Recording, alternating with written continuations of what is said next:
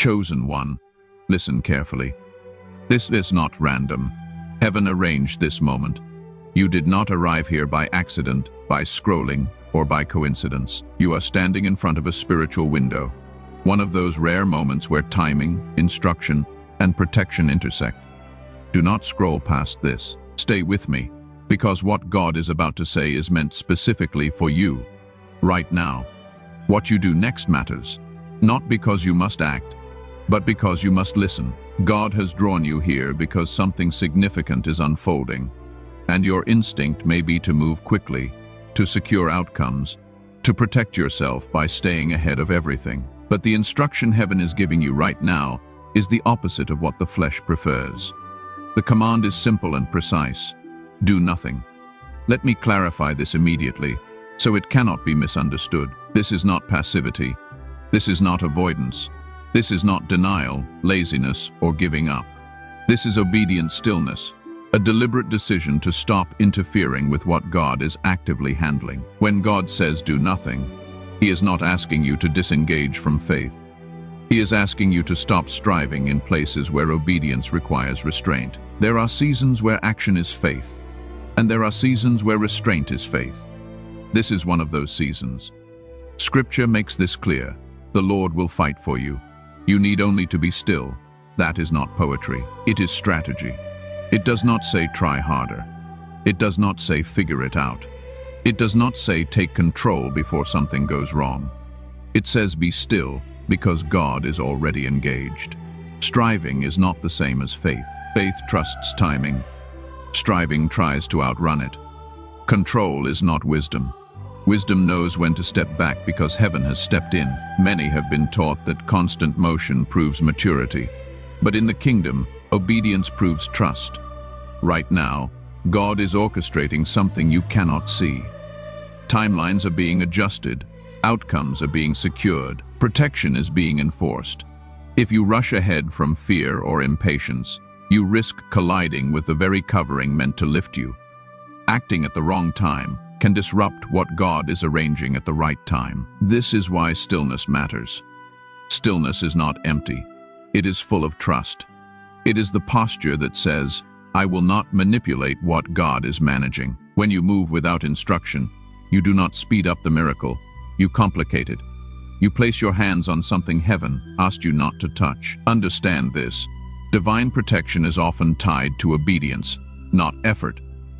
Protection remains intact when you stay within instruction, but when you act outside of it, out of panic, fear, or pressure, you step out from under the covering that was designed to keep you safe during transition. God is not testing your productivity. He is testing your obedience. And yes, the mind will resist this instruction. The flesh will argue with it. Stillness exposes anxiety. Obedience confronts pride. That discomfort does not mean the instruction is wrong. It often means it is necessary. You are not being asked to ignore responsibility. You are being asked to trust divine timing. This is a sacred pause, not a permanent state. A moment where heaven is saying, let me finish what I started. Do not leave now. What comes next is something many people never get to hear. If this word is already speaking to something inside you, take a second right now to like this video and subscribe to this channel. Turn on the bell so you do not miss what God continues to release through this message. And if you feel this is for someone else too, share it with them. You may be the reason they receive what they need today. When God says do nothing, the first fear that rises is usually this: if I stop, I will lose control. And for many of you, control has felt like survival. You learned early that if you did not stay alert, plan ahead, or manage outcomes, things would fall apart. So stillness feels dangerous. It feels irresponsible. But God is not calling you into avoidance. He is calling you into obedience. There is a critical difference between laziness and obedience. Laziness avoids responsibility. Obedience submits responsibility to God. Laziness disengages because it does not care. Obedient stillness pauses because it trusts that heaven is already moving. One comes from apathy, the other comes from faith. There is also a difference between waiting and avoidance. Waiting leans into trust. Waiting does not numb itself. It stays present. attentive, surrendered. Scripture says, "It is good that one should hope and wait quietly for the salvation of the Lord." Quiet waiting is not empty waiting.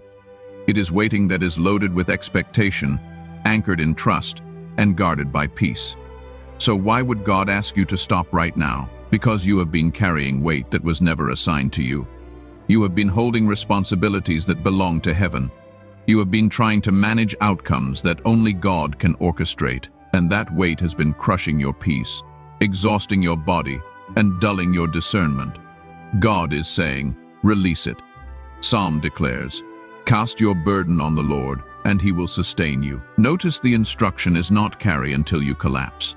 It is cast, release, transfer.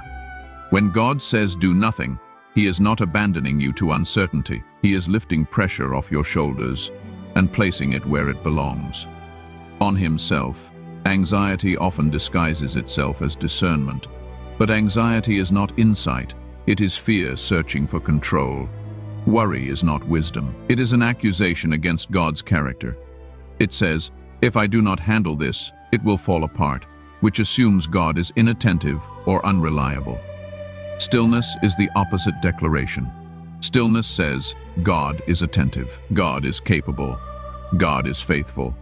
This is why obedient stillness is powerful. It interrupts panic. It silences impulsive reactions.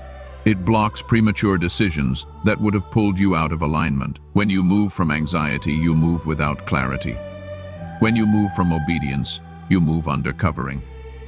Right now, heaven is handling matters you cannot see. Timelines are being adjusted. Resistance is being rerouted. Protection is being enforced. When you act from fear, forcing conversations, pushing decisions, or acting out of urgency, you do not help the process. You complicate it. Stillness keeps you under divine covering. Obedience is not passive. It is precise. It requires more trust than frantic action ever will. Anyone can react. Few can restrain themselves in faith. That restraint is not weakness. It is spiritual authority expressed through surrender. If God wanted you to move, he would tell you where to step. Silence does not mean indecision. It often means instruction has already been given. And the instruction is this: stay positioned. This season is not about proving how capable you are. It is about proving how obedient you can be. God is not impressed by how much you can do without him. He is honored by how deeply you trust him when doing nothing feels risky. And here is the assurance you need to hear. Obedience always brings covering. When you remain within instruction, you remain within protection. Stillness keeps you shielded while heaven completes its work. Stay with me, because what is coming next in this message will show you exactly what heaven is doing right now while you wait. While you are being instructed to remain still, heaven is anything but idle. Silence on your end does not mean inactivity on God's end. In fact, some of the most powerful movements in the Spirit happen in seasons where very little appears to be happening in the natural. Right now, there is a larger operation unfolding, one that goes beyond your individual situation. God is restoring what was drained, rewriting timelines that were delayed, and reassigning influence that was misused. What felt stuck was not forgotten. It was being repositioned. What seemed denied was being protected until the right alignment was in place. This is how God works. He does not rush outcomes. He secures foundations. He does not simply answer prayers. He rearranges systems so the answer can remain. Restoration is not about returning you to where you were. It is about advancing you to where you were meant to be with greater clarity and stronger footing. Timelines are being rewritten. That means seasons that overstayed their purpose are ending. Delays that taught you endurance are closing. Paths that once felt blocked are being rerouted. God is not patching your future. He is recalibrating it, and when he does this kind of work, human interference can disrupt what requires precision. Scripture tells us that God commands his angels to guard you in all your ways. That is not symbolism, that is structure. Heaven has order. Assignments are real. Protection is intentional, and guidance is enforced. These operations are not chaotic, emotional, or reactive. They are exact. This is why you are being told not to intervene. You cannot improve what heaven is engineering. You cannot speed up what God is aligning across multiple layers, people, timing, environments, and readiness. When you step in prematurely, you risk contaminating a miracle that was meant to arrive clean. God is reassigning influence as well. Doors that once favored the corrupt are closing. Authority is shifting into the hands of those who can steward it with integrity. Visibility is being transferred to those who endured refinement without losing humility. You may not see this yet, but you will feel it as positioning begins to change around you. And there are confirmations, not dramatic, not loud, but unmistakable. Peace without explanation. Clarity that arrives suddenly. Connections that form without effort. These are not coincidences. They are signals. Peace shows up when alignment is restored. Clarity comes when confusion is no longer permitted. Divine connections appear when timing is right on both sides. If you were meant to act right now, you would feel urgency with direction. But what you are feeling instead is restraint with reassurance. That is intentional. God often quiets your environment so you do not mistake movement for obedience. Understand this deeply. Silence does not mean absence. Silence often means construction. God builds quietly because what he is building must last. Loud beginnings often collapse early. Silent foundations hold weight. You are being asked to trust the process, because the process is larger than what you can perceive. There are variables you do not see, conversations you are not part of, movements happening beyond your awareness. Heaven is working in layers, and each layer must align before the next is revealed. This is why stillness protects you. When you remain within instruction, you remain under covering. But if you move from fear or impatience, you step into spaces that were not prepared for you yet. You expose yourself to resistance that obedience would have avoided. Interfering does not accelerate miracles, it contaminates them. God is not slow, he is thorough, and thorough work requires restraint on your part. The miracle you are waiting for is not delayed because heaven hesitates. It is delayed because timing is being perfected. And what happens next, what unfolds for the chosen ones, makes sense only if you remain positioned now. Do not go anywhere. What God is about to release through this next part is the part most people stop just before they reach. If you have not yet subscribed, do it now. Click subscribe, turn on the notification bell, and share this message with someone who is in a season of waiting. You may not know why you feel led to share it, but God does. And if this message is confirming something in your spirit, drop the number 99 in the comments below. Not as superstition, but as a declaration, I choose trust over control. As heaven works behind the scenes and timelines shift, something important must be corrected in your understanding. What God is releasing in this season is not greed, excess, or indulgence. Enrichment in God's kingdom is never about accumulation for ego. It is about restoration paired with stewardship. God enriches what he intends to entrust. Enrichment means God restores what was attacked, strengthens what was weakened, and supplies what is required, so you can walk fully in assignment.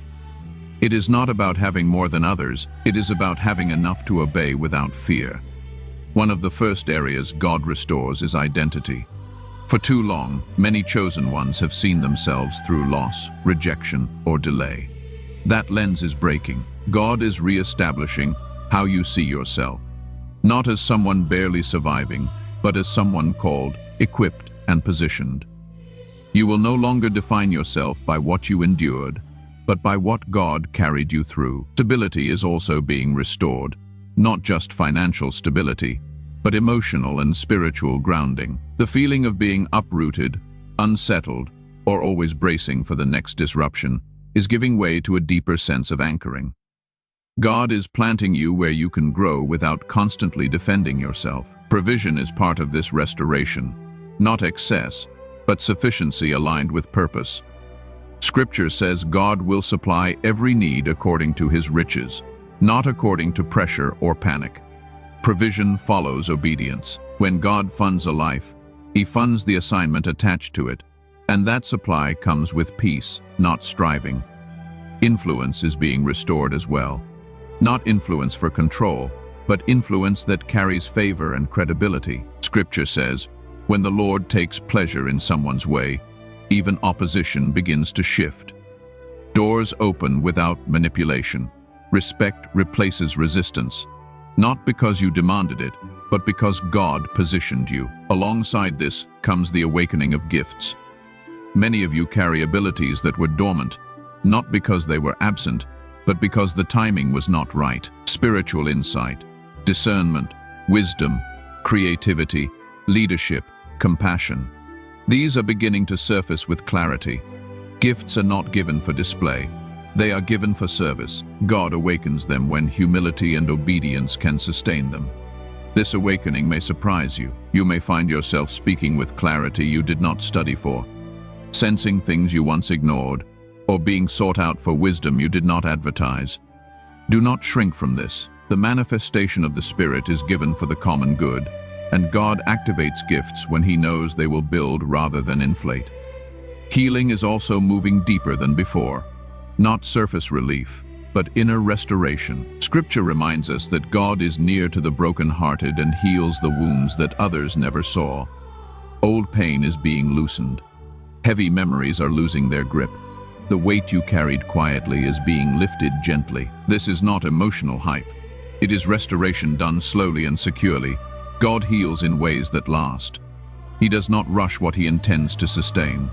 As all of this unfolds, understand this clearly. God is repositioning you, not randomly, not abruptly, but intentionally. He is moving you from survival into stewardship, from reaction into authority, from striving into rest-filled obedience. This repositioning is preparation. Stay with me until the very end of this message, because the final word God has for you in this season is the one that will bring everything into alignment. Before we close, it is important to bring clarity to a word that has been misunderstood for generations. Wrath. God's wrath is not emotional rage. It is not impulsive anger. It is not God losing control. In Scripture, wrath most often describes a withdrawal of covering when persistent disobedience refuses alignment. It is not God attacking you. It is God stepping back when His protection is continually resisted. That is why obedience matters so deeply in this season. When God says do nothing, He is not threatening you. He is protecting you. He is keeping you under covering while heaven completes what you cannot. Wrath is not released because someone hesitates.